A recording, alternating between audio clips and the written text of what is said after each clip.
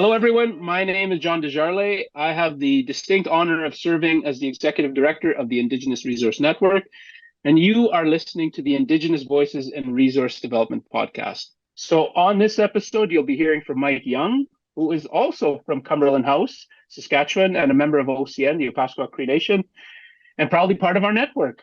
So, Mike has incredible experience, extensive experience in the oil and gas industry, and is president and co-founder of the Empowered Knowledge Working Academy, or EGWA in Cree, as we say. So, Micah, welcome to the podcast.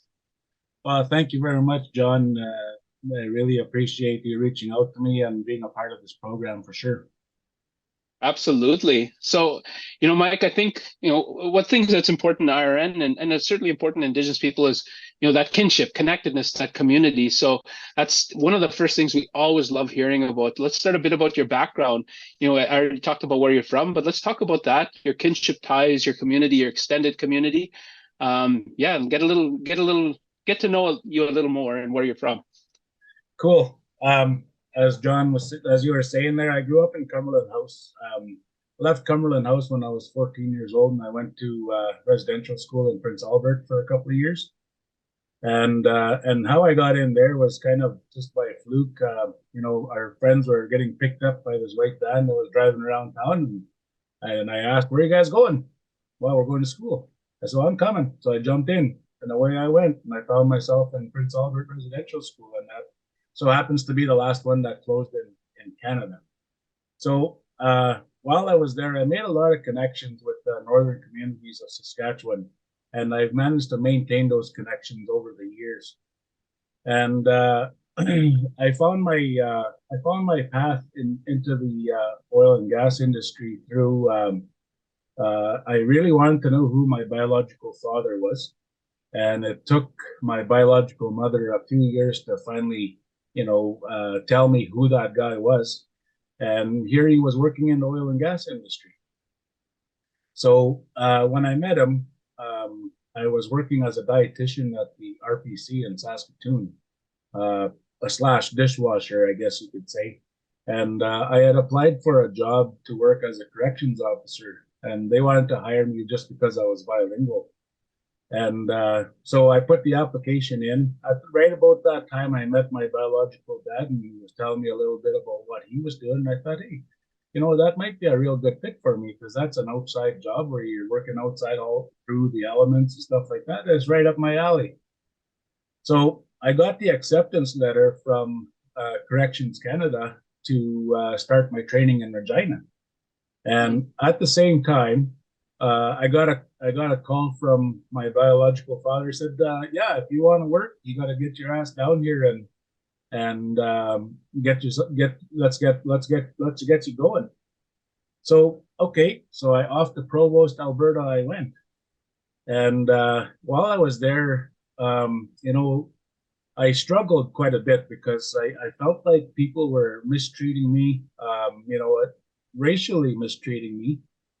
Giving me all the dirty jobs, and making sure that they really try to mentally abuse me, as what I would say, is mm-hmm. Where oh yeah, there's 10 people behind you looking for a job, and if you don't work hard, then we're just going to let you go and hire somebody else, And I really didn't like to live like that, because I knew in my heart that I was a good worker, and I really didn't want to put up with that, fearing for my job every day. So I quit. I left. I walked off the lease, and I walked, back down the highway, and I got picked up, and I drove back to Saskatoon. About a week later, I got my paycheck, and my paycheck was 3 times more than what I would have made as a dietitian. Mm-hmm. And I only worked. It wasn't even 10 days that I lasted. And I told my wife at that time, she was my wife to be. Mm-hmm. I said, I think I'm going to try and grow some thicker skin here and figure this out. Mm-hmm. So off to Lloydminster I went, and mm-hmm. I lived in my car for a little while, probably a good 2 weeks, and because I didn't know anybody here, and I went and parked outside the shop, and that's how you got hired back in the day. Mm-hmm. I said, "You were there, looking for a job, then they just drove by the shop, picked you up, jumped in the vehicle, and away you went. And it was that easy. Yeah. So, but there was also, like the guy said, there's 10 people behind you after your job. There was 10 people at the shop looking for a job. And guess what? I was the last one to get picked. And what it was like I'd walk up to the truck and I'd introduce myself and next, it was like that. I don't look Indigenous, but as soon as I start talking, the accent comes out and they figure me out and they pick the next guy. So, but I finally got my break, finally got a chance to go. And I did. I proved myself. And what I found was people don't get treated the same on every work environment is very different from the next. And it was just a matter of time before I found that spot where I fit in the best. And once I found that spot and I got the hang of working and stuff like that, I started to get to know my job. I eventually started moving up. I moved up quite fast. Like I was at I started out as a green roughneck, and it only took me about 4 months to be able to move up to the next step, which is the dairy can. I worked as a dairy can for 7 months, and then from there I became a driller. I was a driller for 11 months, and then I became a rig manager.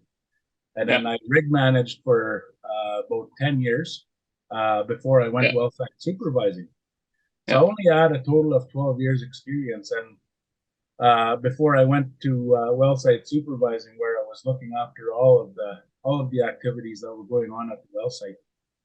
So I had a guy approach me and he says, why don't you go supervising? He says, I'm sure you'd make a good supervisor. He said, you'd make a hell of a rig manager.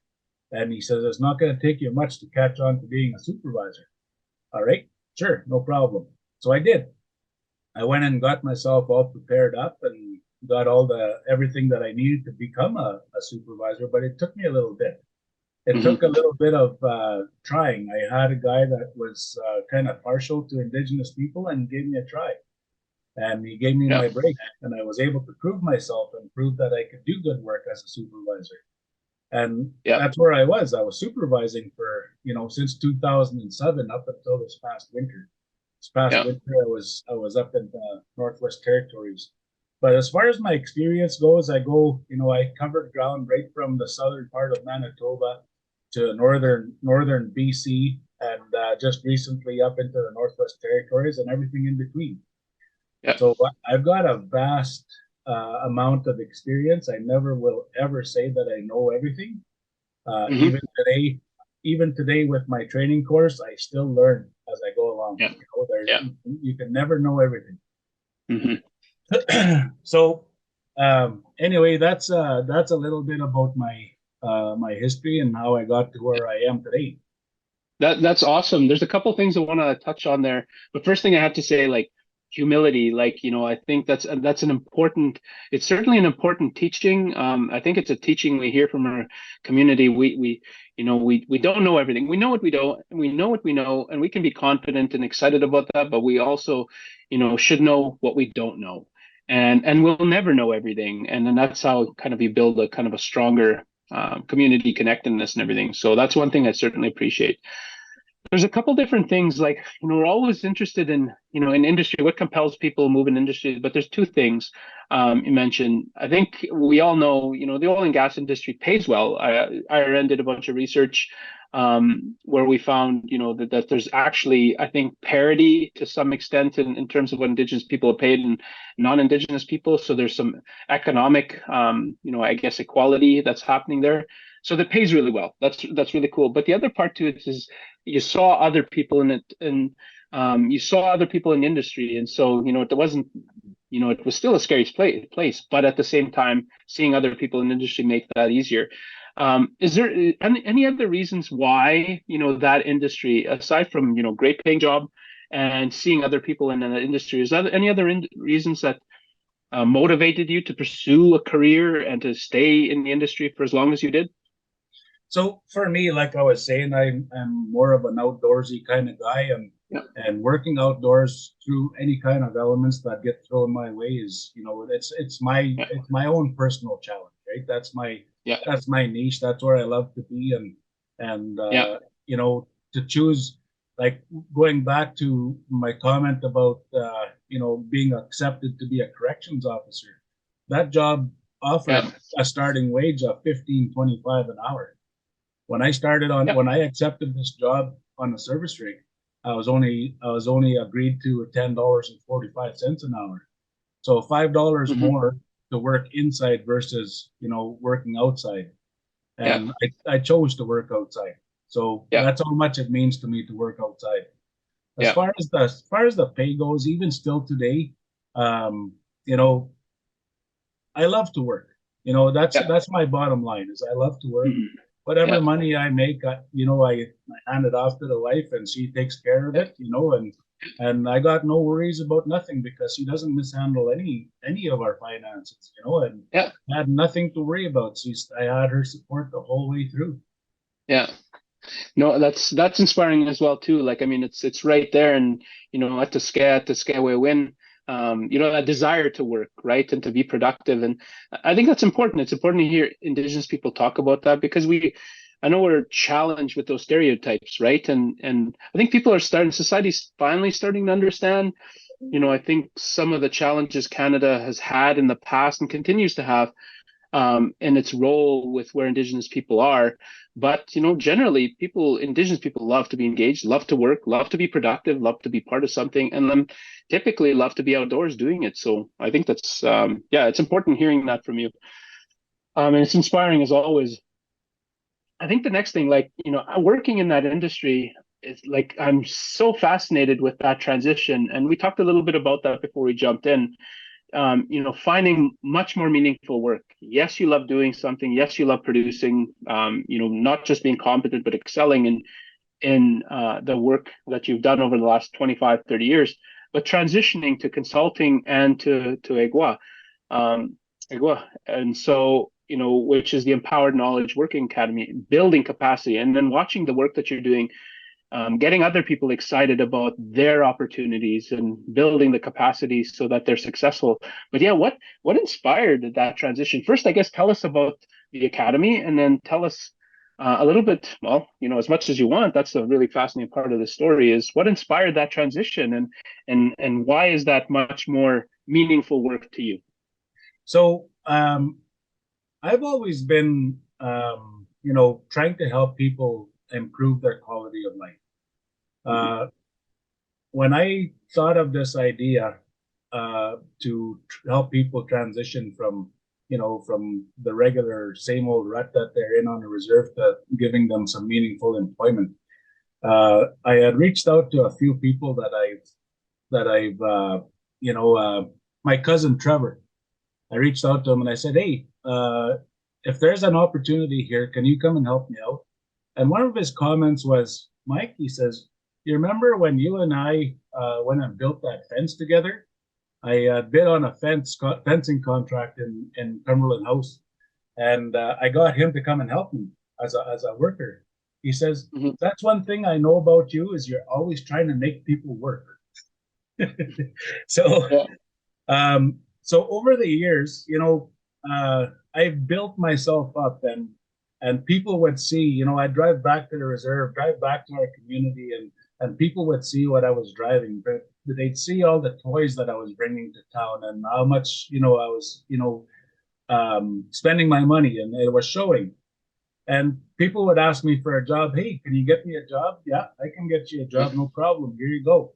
Right. And it got to the point where, I was sticking my neck out for a lot of these people, and they were like, yeah, got you a job, but you only lasted 2 weeks, sometimes only a week, sometimes a month, and then they give up and they're gone.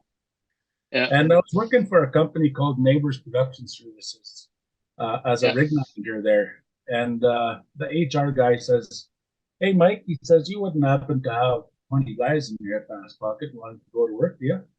And I said, well, Pierre, as a matter of fact, I do. And so he says, okay, get me their names and numbers. I said, all right. So I give him a list. He says, whoa, just hang on here a minute.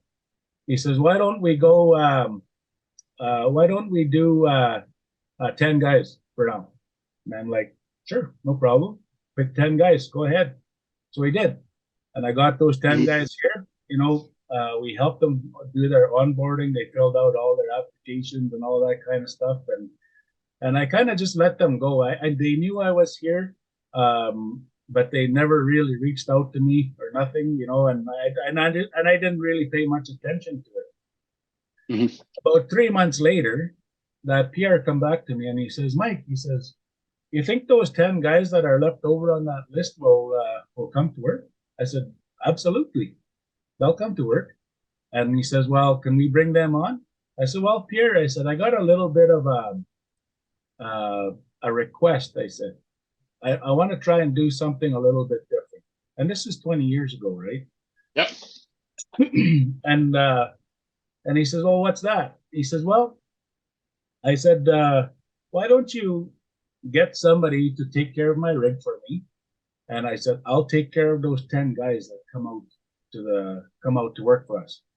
And he says, well, what do you mean by that? He says, well, I said, I want to go and figure out why these guys are quitting. What's making them not come to work? Why is it that they only last 2 weeks?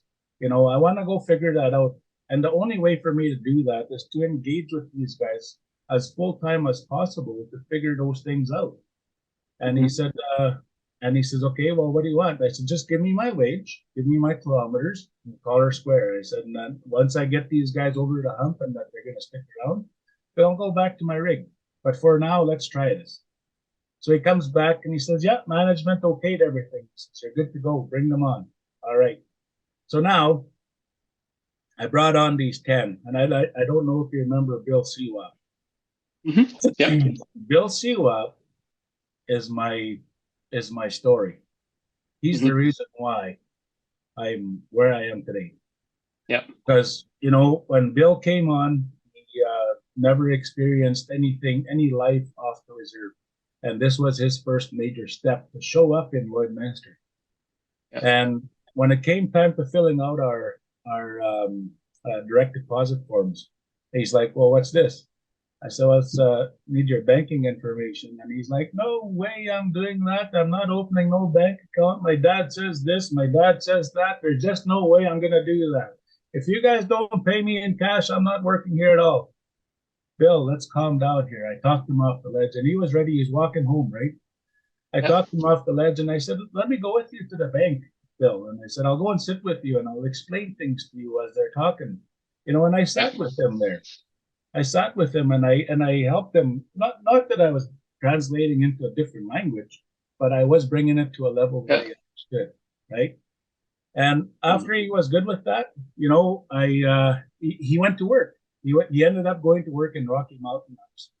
And as I was making my rounds, I ended up, it was a couple of months before I was able to get the bill. But when I did get there, he had lost a whole pile of weight and stuff like that. And I could barely recognize him. Yeah. So anyway, I said, Bill, I said, how's things going? He says, not bad.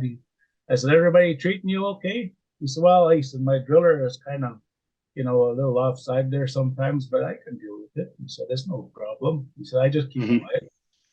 And I said, okay. I said,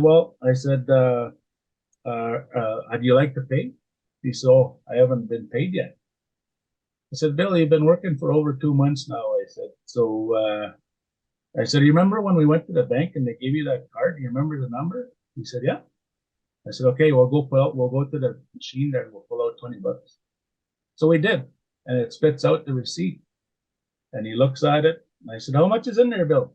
He said, oh, $2,600. And I said, what? Let me see that. So I looked at it and I said, you better read that again, man. I said, that's $26,000, Bill. And it's like, I was never so disappointed in a reaction in my life. Like, oh, cool.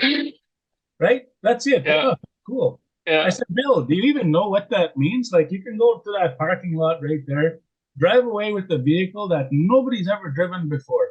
I said, you can pay for it cash up front. Oh, cool. That's it. He was happy with just his hotel was being paid for, his laundry was being done, he was being fed, he was, getting a ride back and forth to work. He had nothing more on his plate, Yeah. and he was totally happy with that. Yeah. So once he figured out the magnitude of this, cash that's coming into his bank account, when we opened that bank account, we fired up a couple of GICs, and he had no idea that he was paying into his GICs. And then about a year later, he phones me and he's whispering on the phone and he says, "Mike," he said, "something's wrong." He had figured out how to do that telephone banking. And I'm like, what's wrong, Bill? What are you whispering about? He says, "There's something wrong at the bank." And I'm like, "Oh, why? What's happening?" He says, "There's like lots of money in there."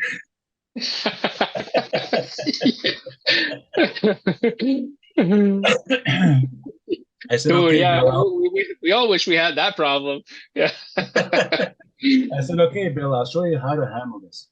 So Yeah. I went and picked him up and I took him down to the bank and I had them explain to him about, I didn't know that his GICs expired because I had forgotten about it myself. Yeah. So I said, he wants to know why there's an influx of money in his bank account. It was like something like $50,000 or $60,000 that ended up in his account that he didn't account for. And he said, "Oh, his GICs matured and we've been sending him out requests and to do this and that. And then he never replied. So he just cashed it out, put it in his account." And I said, "Oh, okay." So then he got it figured out. So, for me, when I saw Bill, that's 20 years ago, when I saw Bill catch his ball, when I saw Bill starting to improve his quality of life, he's competing with his fellow workers. The first that started with who can buy the most expensive sunglasses. They're spending $2,000-3,000 on sunglasses. Oh my God, Bill. And then it was watches, and then it was vehicles. What do you call that? Disposable income, right? Yeah, nothing to do with his money. Yep. So anyway, when I started to see him evolve, and he started to see this different way of life, I took a lot of gratitude and satisfaction in seeing him succeed. Yeah. And I thought, I'm going to try and help more people out. Yeah. And out of those 10 people, 4 of them are still in the oil and gas industry 20 years later. Yeah. Smash, Sheldon Goulet. The last time I talked to him, he was a supervisor for a water well drilling company. And the last time I talked to him, he said he was bolting his unit to the roof and drilling up in a mine. Yeah. And I thought, what a concept that is. Gravity does not work for you there. Yeah. But I mean, we got him into working, right? And that's my main thing is if we can get these guys off of assistance programs, off of handouts, and not just sitting there waiting for the next handout to come in. They're not waiting on GST checks and they're not waiting on welfare checks. That to me is what's effective in my life, right? Yeah. I've contributed to society by helping these guys get off of that system and earn their own living. And while they're earning their own living, they're improving their quality of life. Yeah. And to me, Bill is my success story. Today, he married a girl from Cumberland House. That girl had 5 kids. He raised those 5 kids. 2 of those girls now own and run the gymnastics gym here in Lloydminster. Now you tell me, I've changed his quality of life, and he passed it on to kids that he's raising. They're not even his, and he passed on that quality to those kids. To me, I'm breaking that cycle. And that's what helps me. That's what gives me the satisfaction of doing this job. Yeah, sure, I don't get paid anywhere near as much as a wellsite supervisor. Yeah. But how I get paid in satisfaction supersedes everything that I earned in my life. This is what I feel that is my calling in life, is to try and help people. Yeah. So, to get a little bit, that's where this whole program came from. Is when I applied myself to try and figure out what makes these guys want to quit, what makes them want to, how am I going to help these guys stay? Once I figured that out, I was given an opportunity to make it into a business. One of when they were doing the SRP program where they were doing the site cleanups and stuff like that. Yeah. The way it was introduced to me, it was a chance for Indigenous entrepreneurs and Indigenous employment to get into the system. And I was already an Indigenous entrepreneur as a contractor for a wellsite supervisor. And I thought it would be a real easy transition for me to, get into the wellsite abandonments that I was doing because I'm a downhole professional. Yeah. And it turns out that there was so much red tape I could not get past it by myself, right? I could not get past it by myself. So when I did my formal introduction to the Indigenous Roundtable meetings that they were having monthly meetings, I did a formal introduction of myself and what I do and stuff like that. One of the nations in Alberta here called me after that meeting and said, "Hey, Mike," he says, "you wouldn't happen to want to do some training, like to try and help people?" What he said, the way I look at this, he says, "I want our people to do the work on my reserve." He says, "Can you provide me with some training so that we can train our people to do that work on our reserve?"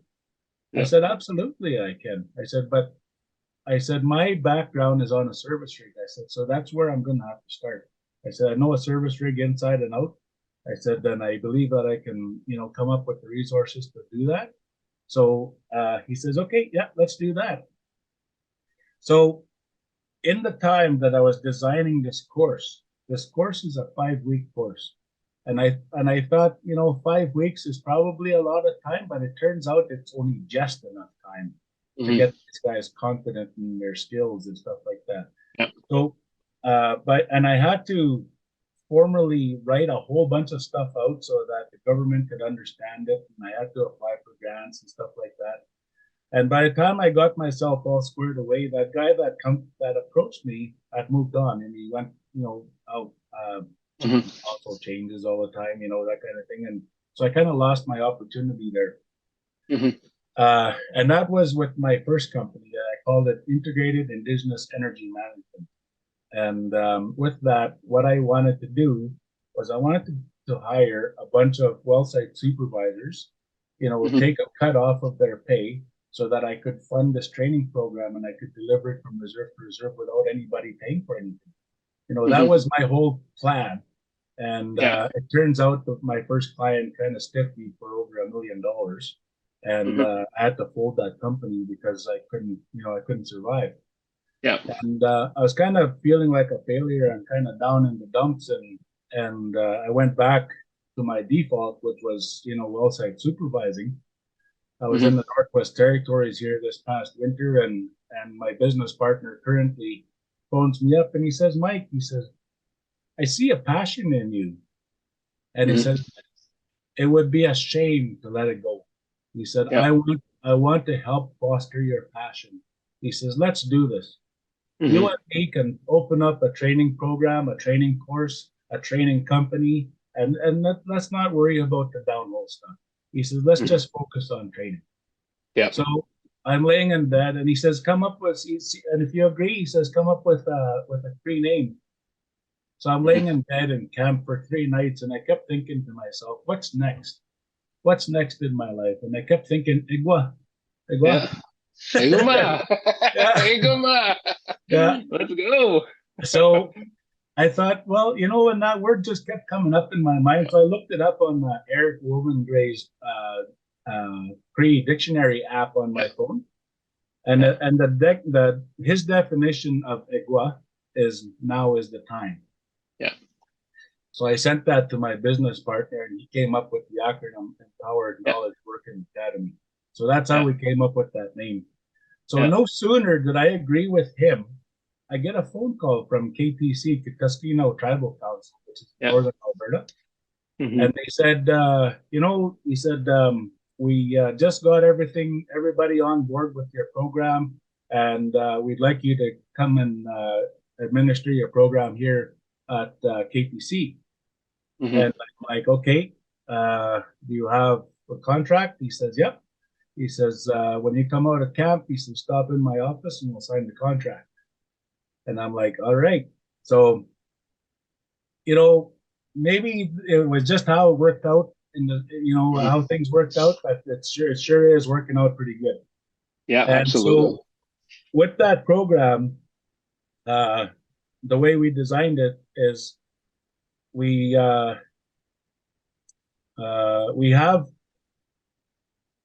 with an orientation. We tell these guys to invite their support system, whoever that is, if it's their girlfriend, their mom, their dad, their uncle, whoever, somebody that they talk to on a daily basis, that they unwind with, and talk about their day and stuff like that. We invite them to come out to the orientation of this program. And then we go through, some of the things that we expect from them and what they should expect from us.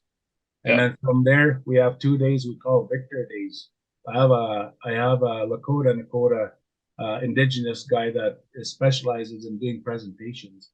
And this guy comes in for 2 days and he opens up all of our students. He opens up their learning spirit like you would not believe, John. Like when these guys are through with Victor and they come and step out onto the rig, they're like little kids. Like, what are we going to do now? Teach? Like, they're so excited to learn about what it is that we're going to teach them. And so they come and we start the technical training, but we start our day with an hour or two of life skills, right? We talk about communication skills. How do you communicate with your supervisor, your employer, your colleagues? What do you pack for lunches? What do you pack for food? What should you expect when you're out on a rig? And we take the first hour or two of every day while we're on the rig, and we talk about those different things. And then some of those things they come up. When somebody doesn't show up for work that day, and and our thing is we pick them up right from their house, and if they don't get in the truck, we're knocking on their door. Come on, get in here. Like, no matter what you're doing, get some clothes on. Let's go. And we get them into the system of getting up and going to work every day. Sleeping in and being tired is not an excuse, and we try and teach them that's not how society works. Society is not going to wait for you. Society is going to move on without you, whether you like it or not. Nobody's going to pause the world for you. So the sooner you get used to getting up and going to work every day, the better it is it's going to be for you. We start with 8-hour days. Slowly we go to 10 hours and 12 hours by the time we get to the end of the course. Before we get to the end of the course, we transition these guys where we find job placements for them, because there's guaranteed employment at the end of this training. These guys, when they leave my course, they know a lot about the rig. They know a lot about what their job is. We also give them the tools to be able to move up. So we give them an opportunity to work at that next level. We give them the derrick hand position. We get them up there. We get them up in the derrick, working derrick, and we get them to the point where they can, catch 10 joints in a row without missing, or pull back pipe without messing it up, or even up in the rod basket, go hang a string of rods or whatever.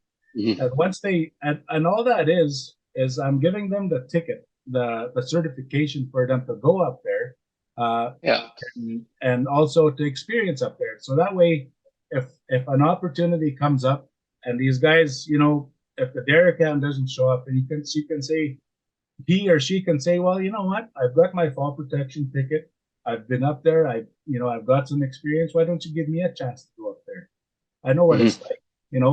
So then they can say that for themselves. They can talk for themselves. They can move up, because it's a $7 an hour raise from one step to the other.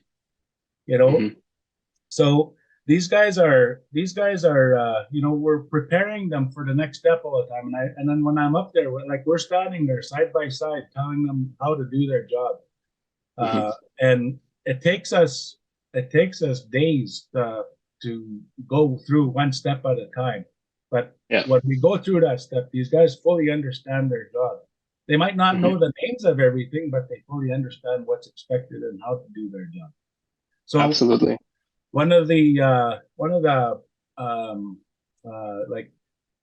I called a few of the rig managers that have taken on our trainings, just because I knew them from before, and I asked one of them particularly. His comment was, Mike, he says, I've been training this guy here for 9 months. Mm-hmm. And the guy that come off of your course, he's only been here a week, and he already knows more than my guy with 9 months. This Mm-hmm. guy knows how to keep himself safe. This guy knows what the next step is going to be. And this, Mm-hmm. he said, the guy that I've had here, he said, I always have to remind him what's next. What's next? How do you prepare for the next step? Your guy already knows. He says, Mm-hmm. how do you do that? I said, well, you know what? I take the time. You guys don't have the time on a live job site to take the time to actually train somebody, to take the time to do things over and over again until they get to understand what the job is. Mm-hmm. I said, and that's the difference. I said, I'm explaining things over and over again because I don't have a time limit. You Mm-hmm. know, my time limit is when these guys understand, and then I move on. You know, and, Yeah. and that's how our training program works. Yeah. These guys learn how to keep themselves safe. You know, Yeah. they keep themselves safe by keeping themselves out of the line of fire and actually speaking up if somebody is in the line of fire and stop the operation. You Yeah. know, so that they understand that, you know, being safe is a big part of this whole thing. Mm-hmm. So once we get to graduation, we got the graduation ceremonies. These guys are off to work within that week of, Yeah. of graduating. And Yeah. we continue to mentor and support them, just like I did with Billy. It Yeah. took Billy 6 years for him to finally be comfortable enough not to call me for one full year. Yeah. You know, Billy is not a leader. He said he's never been he's never had any leadership skills, but Mm-hmm. because of his experience, they're forcing him to be a driller. And he says, Mike, he says, when you do your training program, he says, can you please train a driller? Because I really don't want to drill. I just want to go back working derrick or even just roughnecking. He says, Mm-hmm. drilling is not for me. So he's being forced to be a driller because he's working for an Indigenous company right now. And, you know, he's to the point where he's thinking he might quit because he doesn't want to drill no more. Yeah. But I mean, not everybody has those leadership qualities, right? So, Yeah. And I understand that with him, and he knows what to do. Like he's been doing it for 20 years now, so he knows Mm-hmm. how to handle the situation. He doesn't need me anymore, and that's good. I'm Yeah. happy for him, you know, and that's what this program is all about. Is if I can get these guys walking on their own, then Mm-hmm. perfect. You know, Yeah. I've changed people's lives, and Yeah. not just their lives, but their families' lives. You know, people will Absolutely. look up to them. People will, like Billy and Corey, bring their siblings to come and work. Yeah. You Yeah. know, and they foster them too, to try and help them move along in the oil and gas Yeah. industry. It spreads. You know, Yeah. the more people that you put into the situation, that, you know, because it's a positive experience, it Yeah. spreads to the rest of their family, their peers, you know, that kind of Yeah. thing. Yeah. So I There's think I talked for quite a while there. it's all interesting, and yeah, usually I come in and question stuff like that, but no, I fascinating, you know, with the business, with what you're doing now, and there's a lot of things I want to jump into. One of like, and I'll step back, I'll try to go back as far back as I can remember.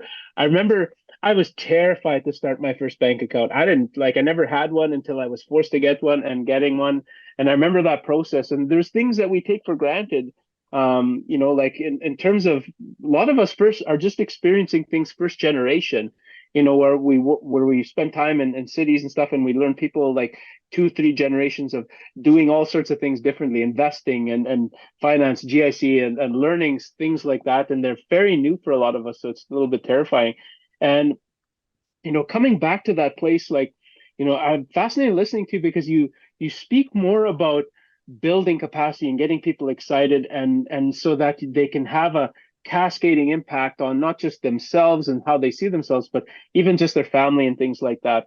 But that's what it takes. Like, it's taking, you know, there's degrees of resilience and strength that Indigenous people are overcoming these incredible obstacles, and then instead of them pushing through, they look back. They think, how do I, you know, if I bust through, if I push through that door, how do I keep the door open? You know, not like, no, I don't care if it's shutting behind me, I made it through.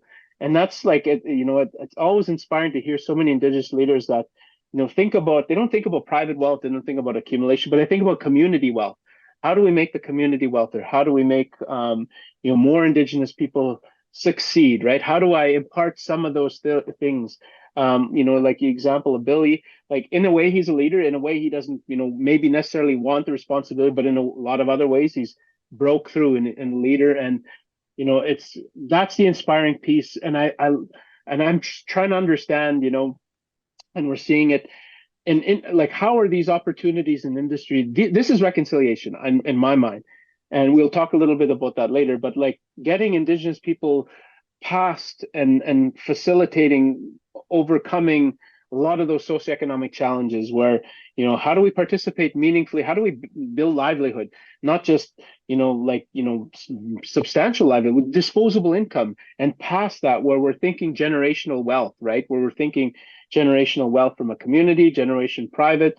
Yeah, how do we do all those things? How does industry, how do those good, meaningful jobs do that, right? How does, and so it's really inspiring hearing the, kind of between the lines, right? And how you're compelled to build that, to share in that empowerment, to share in that that capability, that you succeed, you want others to succeed, right? And so there's kind of a wonderful story in there, and I think we're telling it, which is really cool. One of the questions, yeah, not necessarily a pivot, but we'll talk a little bit about your experience. And when I was looking at some of your content and stuff, you talked a lot about your values, Indigenous values, stewardship, environmental responsibility, some of the work you've done in remediation. But how do you think Indigenous knowledge and stewardship play a vital role in resource development? They do. How do you see this knowledge being integrated and valued within the oil and gas industry? So with our program, what we do is the skills that they learn in this program is not only for the service rig industry. It's not only for the oil and gas industry. In fact, about 25%, 30% of our students went on to do different things, right? They're running equipment. They're working for the reserve. The one girl is, or the one guy's working water and sewer. He wanted to drive a vac truck. The reserve's got a vac truck, so now that's what he's doing. He doesn't want to leave the reserve, but the thing about it is that guy was stuck in his rut too. He didn't know how to apply himself to go to work. With the evolution of our what do you say, our the word slips my mind, but from oil and gas industry to green industry. Yeah, transition, energy transition, or all those things. The energy transition, the skills, like even if they do, like the service rig industry is not going to go away. There's thousands and thousands of wells. Even if we did do away with oil and gas, those wells still need to be cleaned up. And that's going to outlive us. It's going to outlive our grandchildren. There's going to be that much work in there that's going to outlive it all. Not only that, but they're also creating ways to repurpose some of those wells so that they're, they produce geothermal energy. I've heard of programs. You need service rigs to work on those too, because they're going to need servicing as well. And you do it with the exact same piece of equipment.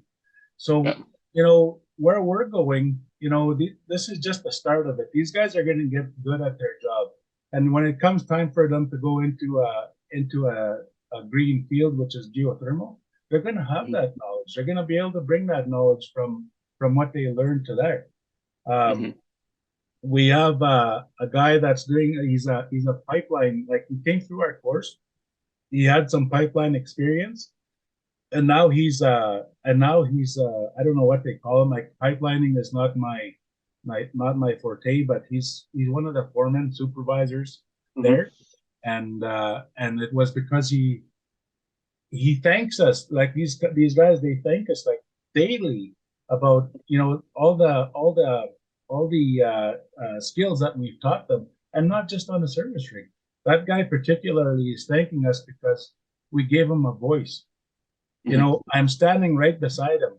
You gotta yell at this guy. He's gonna be able to hear you.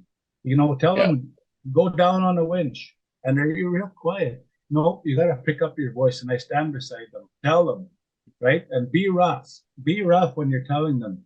You know what? Mm. And all I did for him, what he took away from this course is I built his self-confidence. His self-confidence enough to be able to run a pipeline through, you know, and that's what he got out of this course.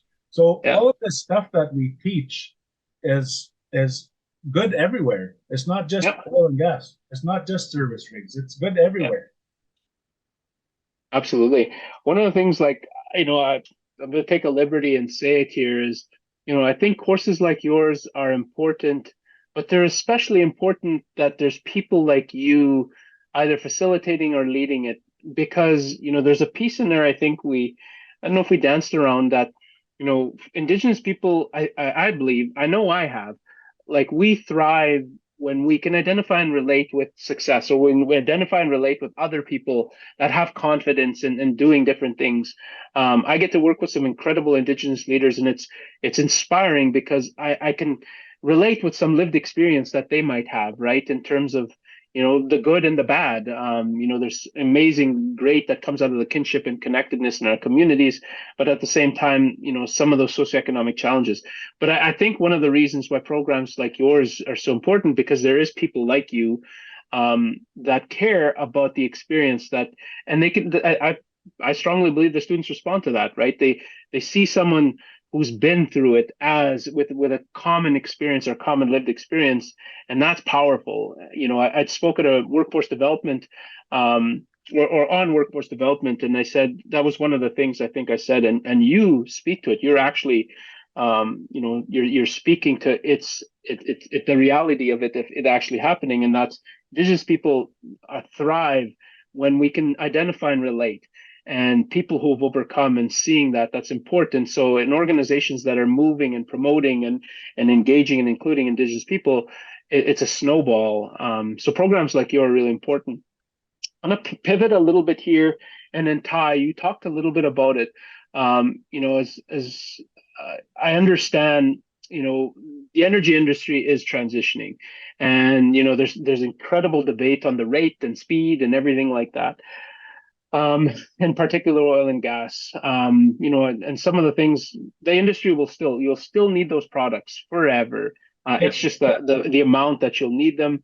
And in Canada, I think we're pretty proud that we feel that we do it, I think the most responsible. We include Indigenous people, I think, in the best ways, and we do it the most sustainably and responsibly. But part of the conversation, and you talked about this, how important is it to build those skills, like even to serve the industry as it stands, but to serve and build skills that are past just simply being on a rig, and leadership and excitement and competency and capability, and even just like instilling ethic and pride. How important are those skills, and ensuring either transition or sustainability of the different industries and things like that? How important are they?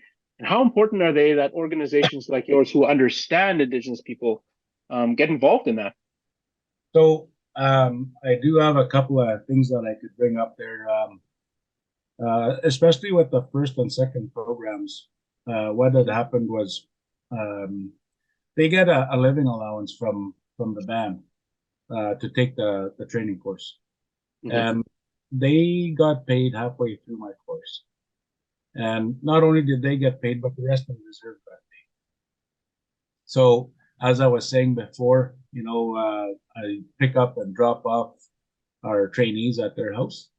And I pulled up to one of the houses there, and driveways right full of vehicles. The music's just going, and I don't say much. I just like, oh man, I hope she shows up in the morning. And then same thing with another guy that I dropped off, except I got a text from him at 10:30 at night, said, hey, can you pick me up at my dad's? Here's the pin. Yeah, no problem. So I pulled back up there in the morning, and she wasn't there. Her vehicle was the only one that was missing. Yeah.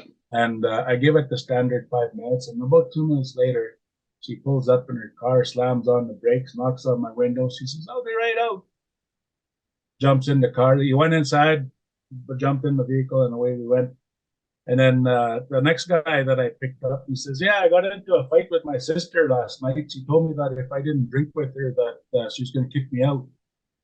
And I'm like, "Holy, okay, no problem. Well, thank you for making good choices, you know." And then the girl that jumped in, she said, "All my friends were there. My sister was there. People were drinking and having lots of fun, and I was starting to feel tempted. So I decided I was going to I went to my sister's place and spent the night there. And so that's why I'm a little bit late because I slept in a little." He said, "Because I wanted to be here today." And then another one that same day come in and said, "I'm quite proud of myself." She said, "Got paid that $1,700 in my pocket.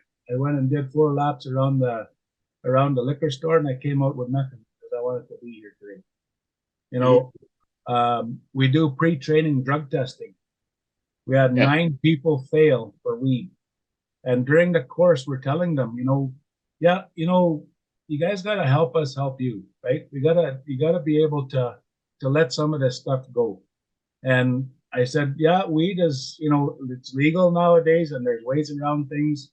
I said, "But all you're doing is you're stalling yourself, right? You're stalling yourself from going to work as soon as possible." I said, "Because the process is if you don't piss clean, then you're gonna have to wait 5 days and do another, wait for the results to come back." I said, "Why don't you do us a solid by, do yourself a solid by helping us help you and just quit." Because after the 5 weeks, you should be able to piss clean. And guess what? All 9 of them passed their drug test. And we talk about those struggles that they have, that they have with, pressure from their family, their peers, to try and pull them down from something good that they're doing. I actually had a place that I was going, but let's go back to your question here. The question was the transition. No, I can't remember.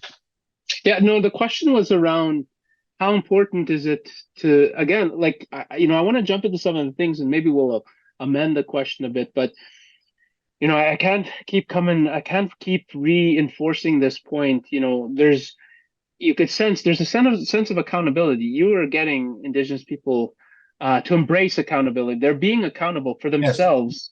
Yes. And so we're overcoming some of those socioeconomic challenges. And then that comes through tough love. And I remember saying, like, I had this leader one time. He was non-Indigenous, and I worked with him, and we talked about him engaging with Indigenous people and growing and supporting and mentoring. And he's like, you just got to give them tough love. And I was like, well, yes and no. As like, our Indigenous workforce truly feel like you're not Indigenous, but they truly feel like you care about them. I see it. I sense it. And I said, and the fact that you do care about them, you can hold them accountable. You can be tougher on them. You can. It's love, and you can be tough. And then, there was another, and I was talking to another person, and we're all in the same room, and I said, however, if you don't really care about Indigenous people, or don't try to empathize with some of those experiences, you might not have them, and try to understand them. They can sense that it's not tough love. If you think you're just being tough love, you're just being an asshole. And so you don't love them, you don't care, you can't call it tough love, you're just being, just being a jerk. And they'll feel that, then they'll respond, they'll resort, and they won't show up, they won't be productive, absenteeism goes up, retention issues. And so I said, yeah, if you care about them. But anyway, back to that point, absolutely, we need the support of everyone out there, Indigenous, non-Indigenous, but Indigenous leaders who's overcome a lot of those challenges, as we all have and continue to do. And then when we look back, and then when we look around and try to lift up, we can hold those people. We can hold our own people accountable because we identify with the experience. We're still overcoming a lot, and it really resonates in that way. So I guess we'll kind of get back to the question a little bit. How, and again, that's one of the reasons it's important. It's important to really leverage the strength of the Indigenous people who are achieving measures of success and success on all terms, to build capacity, to cascade those opportunities like you talked about, especially important in industries that continue to grow, oil and gas, and transitions, because a lot of those skills are important. But yet talk a little bit about that. Talk a little bit about the importance of building skills that are past, yes, safety, industrial safety is a good one because it's applicable anywhere, but less about building a skill on a service rig, but more building excitement and confidence and capability, and the importance of that. Those are the things I believe, like that's what I feel like you're really doing, because you're building transferable skills that can go anywhere. You're just making Indigenous people proud and excited, and yeah, talk about the importance of that. So yeah, that's where I was going with those stories. Is these people, when we're talking about those things and making those good choices and stuff like that, we teach them about, if you can hold off till the end of the shift, save that build up for the end of the shift. And if you can't make it to the end of the shift, this is how you communicate with your supervisor and say, I need some time off. I gotta go and let some steam off or whatever. But the important thing is that you communicate. So communication skills is very important, and we try and drill that into them. And those communication skills are important at every level. It's not just in employment. It's in family life. It's in your, the way you talk to your kids. Some of these people have kids, and they're showing them that there's a whole different other skill level that they can access if they can just expand their minds beyond what they see in front of them, and we're showing these people that there's a whole other world out there, and this is their ticket to show that these skills are being transferred to their young ones now too. They talk about, I know the one guy talks about, he says I can't wait to get my kids into hockey. I can't wait to get my kids into basketball. This reserve league really isn't for my kids. He says, my son has a better skill level than what these guys are capable of offering him. So I want to transition my kids to go live in town. So the thing about our program is we help them transition into town. We show them, how to budget for their lives, how to pay their bills or how to hook up their power, or how to get their kids registered in school, and all these different activities, how to find those different activities for their kids. So these are skills that they're learning and they're passing on to their peers. They're not just keeping them to themselves. They're saying, hey, you know what, this is what I got introduced to today. You should come try it out. It's actually pretty fun. One of the guys, he said, my uncle really wants to take this course. Do you have any room for him? So it's the stuff that we're teaching these guys. It feels like everything that we teach them is all brand new to them. To us, it's just everyday life. And to them, it's like, holy crap! Look at all of this.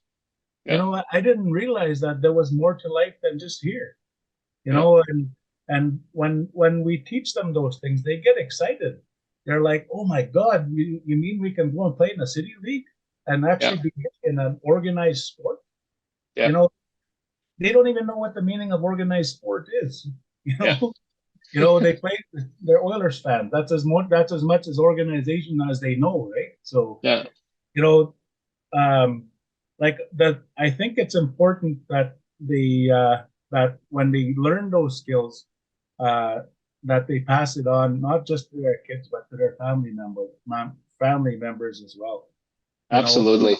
And share some of their own knowledge. The other flip side to that coin now too is if some of these guys are actually strong enough that they talk about their Indigenous lives with their Caucasian workforce. Oh yeah, you know what? This is how we do it on the reserve.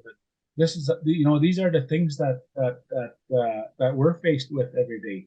And this is what we can do about it. And they're fascinated. These white guys are fascinated because they have no idea what life is like on the reserve. And the more that the guys that are strong enough to talk like that can make these guys understand, and the more that those guys understand, they start to pass on to their people as well. For me, that's reconciliation. Yeah. Right. So absolutely. I know I skipped over this one part that I think is very important to me, and I'm just kind of, if you want to call it a pivot, you can, but I just want to come back to this point where when I was developing this course, I went around to a whole different pile of organizations to help me with supporting me with the service ring. Yeah. And everybody that I went to talk to, oh, what's in it for me? What do I get out of it? You know, if I help you to do this, what are you going to do to help me? You know, and this one guy that I went to, I told him what this program was all about. I did a presentation for him, just like I did for you. He says, Mike, this is great. This is absolutely what I think people would really go for. He says, here, take all the equipment you need. I don't want nothing back. Just make sure your people are good. You know? Wow. And Reconciliation. Reconciliation. So that guy, he was with CWC, and that's who my partner is. Yeah. But CWC has been taken over by PD. Mm-hmm. So that particular guy went to his office and said, "Hey, I'm going to give this rig to these guys. They're paying to get the rig up and running again, doing the safety on it." And so I invited him to our first graduation, and he's a white guy. So the best thing that I could do for him was I did a ribbon shirt in a shadow box. Yeah. And then I did the teaching of the ribbon shirt. I engraved it into a little plate. And I gave him the shadow box with the ribbon shirt because I know he's probably not going to wear it, right? Yeah. Something that he can hang in his office because to me that's the meaning of reconciliation. You know, he's giving back. He's giving back with what he knows, the stuff that he knows. He acknowledges that, you know, that we're, I don't know if crippled is the right word, but we've been crippled by, you know, white people, and he wants to try and help get us off those crutches. Yeah, so that's the way I see it, and it's important that he gets recognized for that. Yeah, no, I appreciate that part too. That, you know, reconciliation, it just can't happen. You know, with Indigenous people in isolation, it takes the rest of society. And there's so many people like that you talked about that I'm so profoundly grateful. And hearing those stories of the people that are doing that, absolutely beautiful. And, you know, I guess it's a good opportunity to wrap up. You know, this work is so important, and I think it's really important. And I'm glad we had the opportunity to talk, and honored that you'd share it with us. You know, IRN is, and we really want to, you know, tell the real story, not the ideal story. We often tell stories in a way that says, and they've got a marketing aspect and say, look at what we're doing in the Indigenous community, look what's being done. But yeah, like, you know, there's so many good things, but there's, you know, 2 steps forward, 1 step back, and we're starting to make more steps forward, and there's real action happening, which is exciting to hear, you know, and organizations involved in that way. So yeah, with that, absolutely, thank you very much. Thank you for participating today. You know, I had absolutely so much fun. Always wanted to spend some time with you, like on a, you know, at least in person. If not, we'll take this, and then we'll surely connect with you sometime in the near future. But I've been following for a long time. I'm a huge fan, role model. You know, I said you're someone who's left and did things. You showed people from our community that you can leave, that you can go and do things. You can self-determine. You know, you can carve your own way, and then a lot of us can identify and relate with that success in some way or form. And again, abundance mindset, right? How do we share? How do we keep those doors open? How do we achieve measures of reconciliation, reconciliation? You know, happy hearing that, you know, and glad there's still a lot of work to done, but still hearing there's an industry and then different people in the supply chain that are supporting you. And I compel, if my message to, you know, our listeners and anyone is, you know, especially, you know, government, industry, you know, look into organizations, if not go, look into organizations like Mike, if not contacting Mike directly. How do you build that capacity? And it needs to be done in ways that are a little different. I think if you have Indigenous people participating in that and leading that, you'll see greater outcomes, greater success. I think like Mike's achieving, he talks about those great success stories. A lot of them I know and very proud of myself, and proud to know that, you know, call them colleagues and friends and whatnot. But yeah, Absolutely So, honored, Mike. You have any last words before we sign off? yeah, just one more thing is um, with the people that I've trained, the last reserve that I've been working with have decided to buy their own service rigs now because they believe they can crew them with their own local people. Yeah.